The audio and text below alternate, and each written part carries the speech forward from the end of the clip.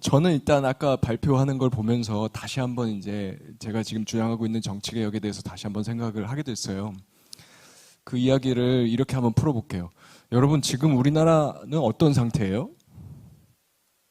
어떤 상태라고 생각하세요? 무슨 말이 떠오르세요? 제가 이렇게 전국을 다니면서 우리 청년들과 시민들과 이렇게 어르신들 붙잡고 이런 질문을 던지면 대체로 제일 많이 나오는 말이 무정부 상태예요. 동의하십니까? 무정부 상태. 그러니까 재난 참사 때 당장 공권력이 안 보인다. 우리의 생명을 지켜주지 않는다. 이게 가장 이제 원초적인 거겠죠. 그런데 거기서 그치지 않죠. 지금 대한민국의 공적인 시스템, 우리를 보호해줄 정치 시스템이 안 돌아가고 있다라는 불안감에 우리가 모두 시달리고 있는 거예요. 동의하세요? 아까 전쟁 불안 말씀하셨잖아요. 실제 전쟁 불안 느끼지 않으세요? 느끼시죠? 우리 윤석열 대통령께서 우크라이나 확 가버리시고 막 이럴 때 느끼시잖아요. 그 외에도 수많은 불안들이 진짜 국민들이 피부로 느끼는 상황에 와 있습니다. 기후위기로 인한 문제들, 이게 폭우가 일어나고 폭염이 있고 동물들이 때려 죽고 화면으로 눈에 보이잖아요. 구조 세수 펑크 났다. 걱정되시죠? 59조 원입니다. 59억 원이 아니고요. 지금 묻지마 범죄로 인해서 사람들이 죽잖아요. 여기 계신 여성분들, 남성도 물론 마찬가지입니다만 예전에 학교, 중학교, 고등학교 다닐 때 밤에 편안하게 공원 뛰어놀고 하시던 그때랑 지금이랑 느낌 비슷하세요? 달라졌잖아요. 이 위기들을 우리가 실제로 실감하고 있거든요. 우리를 보호해줘야 될 정치가 없어지고 있는 걸 우리가 느끼고 있는 거예요. 아까 우리 제가 좋아하는 권지웅 대표가 전세 사기 이야기를 쭉 했어요. 전세 사기도 마찬가지입니다. 전세 사기 피해자들 또는 우리 더 넓게 봐서 주거 약자들 보호해주는 게 정치잖아요. 주거를 제공해줘야 되잖아요. 구체적인 상품으로 얘기해주면 공공임대주택을 줘야 되죠. 그게 지금까지 우리가 만들어낸 그래도 가장 실효성 있는 좋은 상품이잖아요. 완벽하지 않아도. 지금 공공임대주택이 있습니까? 공공임대주택 물량이 있어요? 저는 저 전세 사기 대책도요, 사실 가장 그중에 강력한 대책은 그 문제가 된 물량을 공공이 매입해서 공공임대주택으로 바꾸겠다는 거예요. 근데 돈이 많이 들겠죠. 그 돈이 있습니까? 작년에 그 예산을 편성했어요? 안 했어요. 최근에 대통령이 국회 와서 시정연설 하시면서 저출생 문제에 대해서 이런 얘기 하셨어요. 출산을 하면 공공임대주택을 주겠다. 제가 속으로 이건 정말 대국민 사기다. 그런 느낌이 들었어요. 임대주택 물량이 없어요. 자, 그럼 어떻게 된 거냐? 잠깐 시계를 거꾸로 돌려볼게요. 자, 1년 3개월 전으로 가봅시다. 2022년도 8월 달에 우리나라가 물에 잠겼어요. 엄청난 폭우가 있었어요. 8월 제가 날짜가 정확하게 기억을 못하겠는데 21일, 22일 이 즈음 같아요. 서울에 130여 년 만에 최대 폭우가 있었어요. 왜 130여 년인지 아세요? 눈치 빠르시면 빨리 맞추실 수 있을 텐데 관측소가 그때 생겼어요. 그러니까 그걸 관측한 이래 최대 폭우였어요. 그때 많은 분들이 돌아가셨죠. 신림동 반지하에서 대표적으로 우리 홍수지님 세 가족이 죽었어요. 대통령이 가서 마치 동물원 구경 왔듯이 이렇게 내려다보고 왜 사람들 대피 못했냐 이런 얘기했다가 국민들 공분을 샀잖아요. 그 사건 기억하시죠? 그래서 자 이제 반지하에서 사람들 빼내야 된다. 안전한 곳으로 옮겨야 된다. 서울에만 20만 가구가 있는데 어떻게 할래? 공공임대주택 만들자. 이런 이야기들이 많이 있었어요. 꽤 이슈가 됐어요. 대정부 질문 같은 거 할 때 저도 총리 세워놓고 야 대통령실 용산으로 옮기는데 드는 돈 그것 좀 공공임대주택으로 돌리자. 당신들이 인정한 예산만으로 계산해도 3,700세대다. 그런 거 질문하고 했거든요. 그런데 윤석열 정부에서 공공임대와 관련된 예산을요 5조 원을 삭감해서 가져왔어요. 국회에. 이게 광복 이래의 최대 삭감액이에요. 2022년 대비 2023년 예산 22년 8월 9월 내년 예산을 들고 왔을 거 아니에요. 5조 원을 깎아서 왔어요. 그러면 여러분, 그 공공임대주택 물량을 국회가 다시 살리기 위해서 애썼어야 되잖아요. 이슈가 됐고 국민들이 원했다고요. 근데 이거 말도 안 되게 이렇게 깎아왔어요. 우리 정치가 그 일을 했습니까? 5조 원 중에서요 6천억 살렸어요. 6천억. 어떻게 됐느냐? 좀 더 디테일하게 말씀드리면 이렇게 됐습니다. 자, 5조 원을 깎아왔어요. 난리가 났겠죠? 근데 민주당에서 이거 살리겠다고 했어요. 민주당도 민주당 예산을 내고 상임위에서 증액했어요. 그런데 연말에 실제 예산 협상에 들어가면서부터는 뭐가 문제가 됐느냐? 법인세가 문제가 됐어요. 자, 왜 법인세가 문제가 됐을까요? 자, 국민의힘은, 윤석열 대통령은 민주당을 타격 주면서 예산 협상을 유리하게 끌고 가고 싶었어요. 자, 민주당, 문재인 정부, 어떤 정부죠? 국민들한테 어떤 정부로 세일즈를 해서 윤석열 대통령이 대통령 선거에서 이겼습니까? 민생을 망친 정부잖아요. 집값 올리고, 금리도 올리고, 세금도 올리고, 사람들 거덜나게 만든. 그래서 다시 그 이슈를 가지고 왔어요. 그래서 다 올랐는데 세금만큼은 우리 윤석열 대통령이 깎아주겠다. 다른 건 몰라도. 그게 감세 정책이에요. 그중에 대표적인 게 법인세였고. 그러면서 문재인 때문에 나라 망할 뻔했다. 민주당 때문에 나라 망할 뻔했다. 이 얘기를 계속하니까 이제 민주당은 그걸 방어해야죠. 그래서 민주당이 들고 온 건 뭐였느냐? 서민 감세였어요. 저쪽은 부자 감세, 우리는 서민 감세. 감세는 좋은 거니까 너네는 부자 편, 우리는 서민 편. 이 싸움을 했다고요. 이 싸움을 한 달 넘게 했어요. 그래서 마지막에 타협을 했죠. 법인세를 적당하게 위아래 깎는 걸로. 어쨌든 감세잖아요. 이제 돈이 없어요. 공공임대주택 예산을 어떻게 살립니까? 돈이 없는데. 숫자는 거짓말을 안 하잖아요. 그래서 임대주택 예산을 못 살린 거예요. 자, 이렇게 정치가 실종되는 이유가 어디에 있을까요? 이 무정부 상태가 되는 이유. 그 근본적인 이유는요, 대한민국 정치의 되게 특수한 구조에 있어요. 반사이익 구조예요. 이 반사이익 구조는요, 양당 정치, 다당제 이거랑은 다른 얘기예요. 양당제여도 양당이 서로 우리가 더 좋은 비전을 가지고 있다. 우리가 국민들의 문제 더 잘 해결할 수 있다. 이렇게 경쟁하면 그거는 반사이익 구조가 아니죠. 대한민국의 반사이익 구조는 증오 정치로 인해서 생긴 거예요. 상대방을 깎아내려서 타격을 줘서 도저히 못 찍게 만드는 거예요. 그래서 내가 반대로 반사이익을 누리는 거죠. 선거 쉽게 이기는 거죠. 예전에 노무현 대통령이 살아계실 때 지역구도의 본질을 증오 정치라고 했어요. 호남 고립화, 김대중은 빨갱이, 민주당은 조선노동당 이중대. 그게 나중에는 노무현은 김대중 양자 이렇게 갔죠. 그것들이 이제는 지역을 넘어서서 전 세대의 문제, 모든 의제의 문제로 다 퍼져서 이제 다 그냥 혐오 정치하면 되는 거예요. 그런 말 많잖아요. 이직, 일직, 그런 것들. 젠더의 문제까지도. 그것도 파고드는 정치인들 나왔고. 혐오 정치, 증오 정치가요, 정치를 하는 정치인들 입장에서는 참 쉬운 정치예요. 편한 정치예요. 안전한 정치예요. 내가 고민을 해가지고 복잡하게 문제 해결책을 제안을 하고 국민들한테 평가를 받고 토론을 하고 돌파를 하고 이럴 필요가 없어요. 이렇게 비평가처럼 앉아가지고 여기에 문제점 하나 딱 집어내서 가장 사람들 귀에 꽂히게 좋은 말 만들어놔서 단순하게 반복하면 돼요. 극단적으로 이럴 수도 있어요. 아침에 일찍 일어나서 새벽에 그냥 커뮤니티 열심히 검색해보고 포털 열심히 들어가보고 사람들이 지금 우리가 그냥 쉽게 재미로 하나의 놀이로 조롱거리로 삼고 있거나 하고 있는 것들을 끄집어 올라와서 지하에서 그걸 가지고 발언하는 거죠.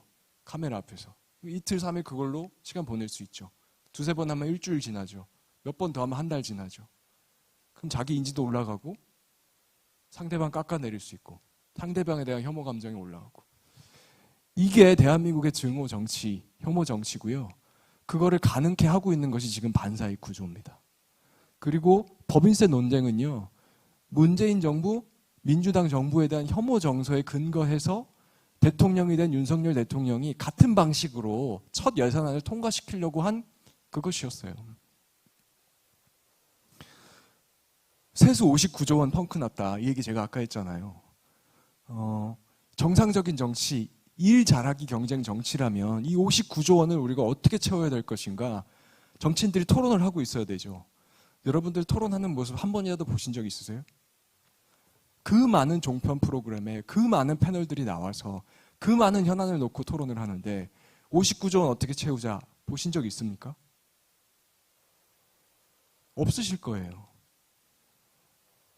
오히려요.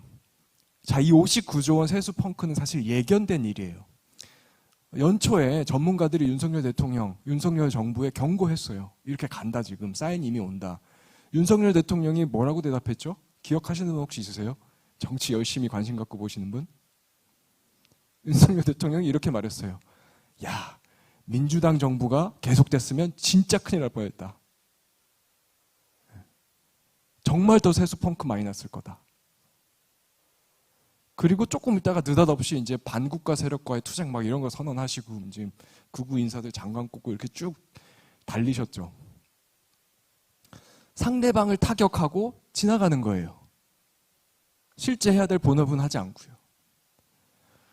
이게 대한민국 정치의 가장 큰 문제고 그걸로 인해서 국민들은 버려지고 있습니다. 그렇기 때문에 우리는 불안한 것이고요. 저는 이제 주신 콘티 중에는 그런 게 있어요. 그럼 지금 뭘 해야 되느냐. 여기부터는 이제 현실 정치의 영역입니다. 우리가 해야 될 일이 참 많죠. 저 아까 그 김가영 님이 주신 이야기에 거의 99% 동의해요.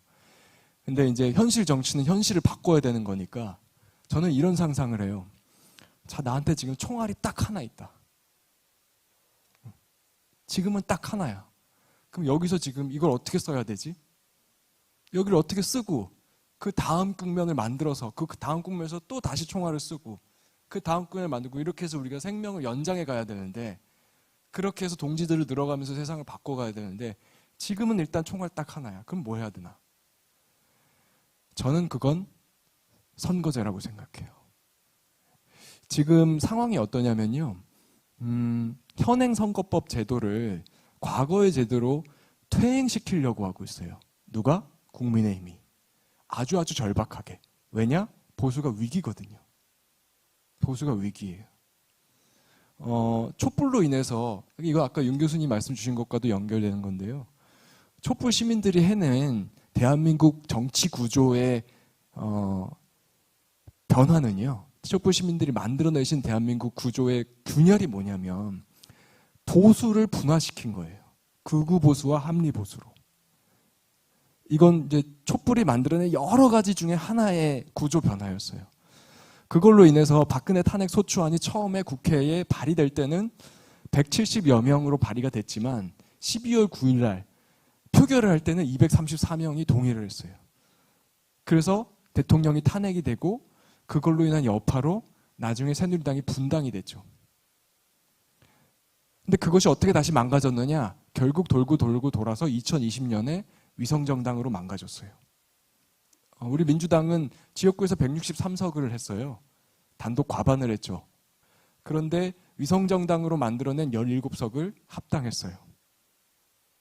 꼭 해야 되는 일 아니었어요. 그래서 180석을 만들었죠. 180석으로 인해서 민주당은 아무것도 얻지 못했어요. 대한민국 국민들도 아무것도 얻지 못했다고 생각해요. 민주당 신뢰도가 올라갔나요?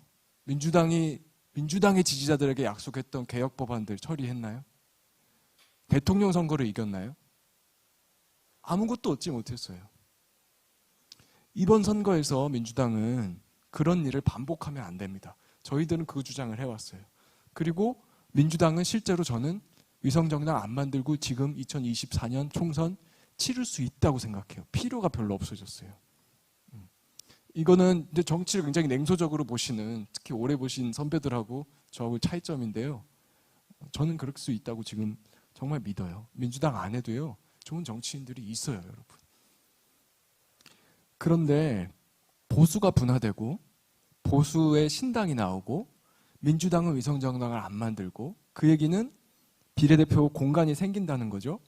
다양한 진보 세력들이 진출을 하고, 이런 구도로, 촛불의 구도로 돌아가면 가장 크게 위협받는 세력은 누굴까요? 극우 보수입니다. 그리고 거기에 기반하고 있는 윤석열 대통령입니다. 저는 윤석열 대통령의 폭주라고 표현을 제가 많이 하는데, 윤석열 대통령 본인도 본인이지만요, 윤석열 대통령의 폭주가 문제예요. 전 본인도 굉장히 불행하다고 생각해요. 대통령 거부권, 법률안 거부권 행사할 수 있어요. 문제는 묻지마 거부권인 거예요. 대다수의 국민들이 동의하고 있는 거부권을 막 행사해요. 근데 이걸 유지시켜주는 건 뭐냐? 첫째는 물론 아까 얘기했던 증오 정치죠. 상대방을 타격해서 대통령이 되는데도 성공했고, 지금까지도 자기의 권력을 유지하고 있고, 국민의힘이라는 정당을 당대표도 쫓아내고 2등, 3등, 4등 다 쫓아내면서도 장악해내는데 계속 성공해 온 거잖아요. 형식적으로나마.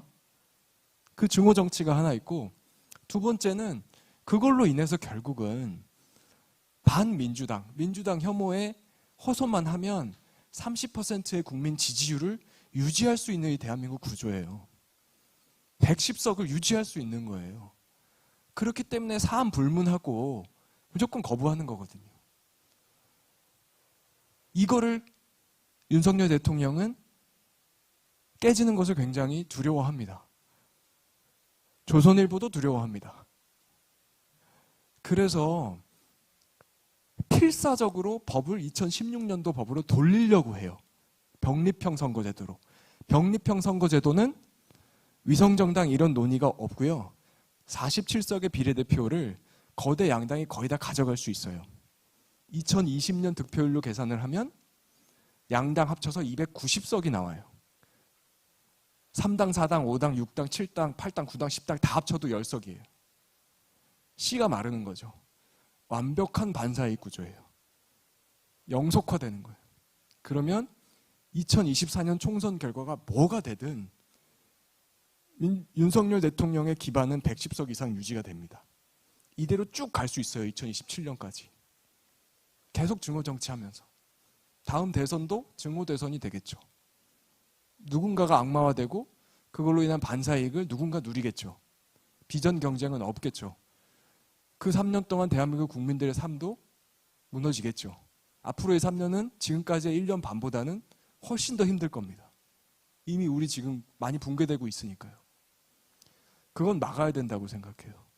그래서 총알이 만약에 하나라면 저는 2016년으로 돌아가는 건 막아야 된다는 겁니다. 그리고 이걸 막아내면 저는 좋은 미래가 올 거라고 믿어요.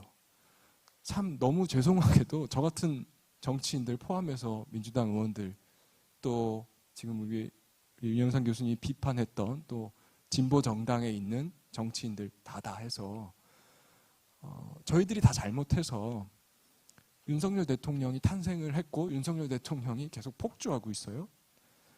너무나 죄송한 일이지만 거꾸로 그걸로 인한 어떤 나비 효과 같은 것으로 인해서 천재 일우와 같은 기회가 오고 있기도 한 거예요.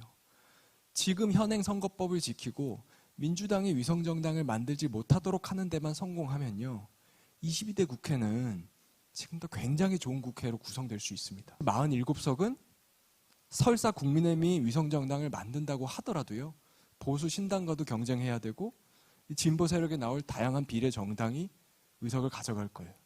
물론 선택은 국민들이 하시는 겁니다. 국민들이 선택하시는 대로.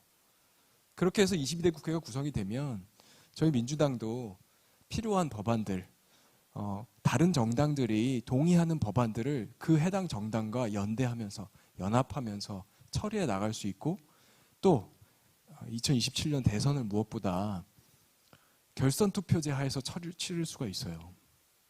대통령 결선 투표제만 되면 다자구도가 되기 때문에 지금의 증오 대선이 아니라 내가 대한민국을 위해서 뭘 하겠다라고 하는 비전 경쟁으로 바뀝니다. 그러면 윤석열 2세, 윤석열 3세 나오는 거 막을 수 있습니다. 그래서 이렇게 보나 저렇게 보나 답이 하나라고 저는 생각해요. 시급하게 해야 될, 정말 꼭 더 망가지는 걸 막기 위해서 시급하게 해야 될 일도 선거법 개혁을 막는 것이고요, 미래의 희망을 만들기 위해서 해야 될 일도 선거법 개혁을 막는 것입니다. 그래서 제가 이미 다들 예상하셨을 건데 요즘 어디 아무데 가다 고장난 레코드처럼 계속 선거법 얘기하고 있어요. 여러분 매일 아침 눈 뜨시면 포털에 들어가서 유튜브에서 선거법 검색해 주시고요. 가끔가다 이탄희도 검색해 주시고 많은 의견 나눠주시기 바랍니다. 예, 고맙습니다. 조선일보한테 숫자를 얘기했다가 굉장히 많이 호되게 당했거든요. 예. 참 그래서 기득권 구조가 참 무섭다 했는데 거꾸로 그런 것도 확인했죠. 아 정말 두려워하는구나 이걸. 이 연합정치 구도가 부활되는 거를 정말 무서워하는구나라는 것도 확인을 했죠. 어쨌든 저는 숫자는 말 안 합니다. 예. 위성정당 국민의힘이 만들 건데 민주당 손해 아니냐. 이 질문 진짜 많이 받는데요. 제가 오늘은 한번 좀 여쭤볼게요. 어떤 걸 원하세요? 다음 총선에서?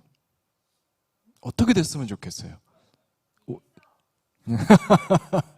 아니 만약에 그렇다면 민주당 혼자 못해요. 자명하죠? 그렇죠. 그러면 아니 질문 주신 분도 어떤 걸 원하세요? 한번 정말 생각해 보세요. 제가 뭐 이걸 뭐라고 하려고 하는 게 아니고 당황하게 만들려고 하는 것도 아니에요. 진짜로 어떤 걸 원하세요? 다음 총선을 통해서 우리가 원하는 게 뭔지를 한번 생각해 보셔요. 원하는 게 뭔지. 저는 민주당이 일당된다고 생각해요. 그러고 나서 이제 다른 이야기도 드린 겁니다. 그건 참 역사의 아이러니예요. 왜냐? 소선거구를 못 바꿨기 때문에 이번에도. 그리고 소선거구가 253개나 되니까. 그건 아이러니죠. 그러나 어쨌든 그렇기 때문에 민주당은 선거 구도만 윤석열 심판이라는 구도로 치를 수 있으면 강서구청장 보궐선거처럼 치를 수 있으면 일당이 돼요.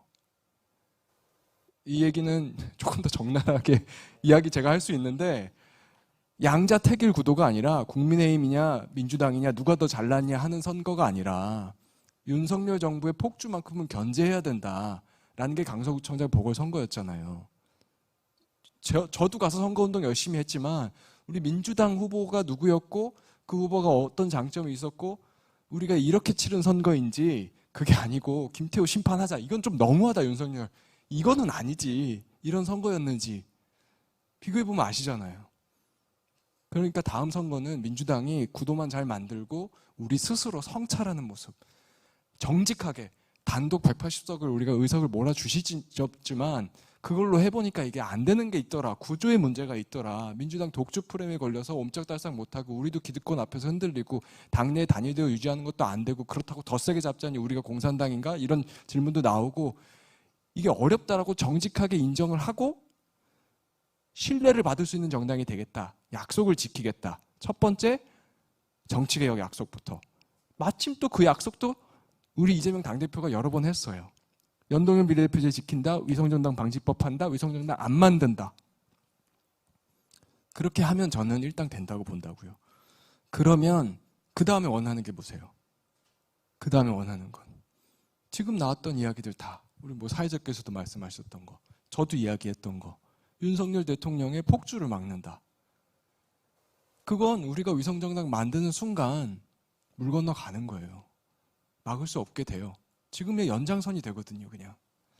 그러니까 진짜 원하는 거를 생각해 보시고 거기에 맞게 한번 사고해 보시면 좋겠어요. 그러면 위성정당 만들면 쟤네가 위성정당으로 어느 정도 가져가겠죠. 한 10석 가져갈 수도 있어요. 그런데 전체 22대 국회 구성은 더 좋아져요. 민주당이 연합 생태계 안에서 마청 노릇을 할 수 있는 좋은 구도가 되고 우리가 원하는 개혁 법안들도 처리하고 효능감도 주고 그리고 대통령 결선 투표제도 할 수 있고요. 그 0.73%로 우리가 졌잖아요. 만약에 타임머신을 타고 과거로 돌아가신다고 하면 뭘 하실 거예요? 딱 하나 할 수 있다고 하면? 저는 결선 투표제로 제도를 바꾸겠어요. 다른 사람 머리에 들어가서 내가 그 사람 바꿀 수는 없거든요. 제도를 만약에 결선 투표제였으면 윤석열 대통령 당선 절대 못했어요. 더 적나라하게 얘기하면 심상정 후보를 지지했던 대한민국 유권자들이 윤석열 대통령을 찍진 않아요. 제가 이렇게 너무 뭐랄까 오만하게 이야기하는 걸 수도 있지만 저는 그렇게 믿거든요. 0.73% 차이였잖아요. 그럼 대선 결과도 바뀌었을 거라고요. 1분 남은 것 같으니까 이 얘기만 할게요. 거꾸로요. 자, 의석정당 우리도 만들어요. 뭐 우리도 그래서 저쪽 의석 가져가는 거면 우리도 가져가고 22대 국회가 우리가 일당이 뭐 될지언정 지금 구도로 계속 가서 2027년도 증오 대선이 돼요. 그리고 민주당 또는 민주당의 대선 후보 또는 진보 진영 전체가 악마화돼요. 계속해서 수사해요. 체포영장 보내요. 언론에서는 혐오 프레임 만들어요. 그래서 27년 대선이 됐을 때 사람들이 이쪽 못 찍어주겠다. 그리고 보수 진영에서 누군가 또 새로운 얼굴이 나와요. 윤석열 대통령도 사실 생각해보면 양자잖아요. 우리 보수 세력 입장에선. 대선 1년 전에 쓱 상대방 정권의 검찰총장을 데려온 거잖아요. 마치 본인이 주인공이라고 생각하지만 실제 판은 그게 아니라고요. 그렇게 해서 이 다음 대선도 치른다? 너무 끔찍합니다. 저는. 그리고 국력이 쇠락할 거예요. 지금 한계에 와 있어요. 미국의 트럼프가 다시 돌아오잖아요. 4년 전에 미국의 유권자들 중에서 특히 미국 민주당 지지자 중에서 트럼프가 돌아올 거라고 상상한 사람은 아무도 없어요. 제가 얘기하는 윤석열 2세, 3세가 그냥 웃자고 하는 얘기가 아닙니다. 그래서 뭘 원하는지 그거 한번 생각해 보면 좋겠습니다. 이게 제 대답입니다.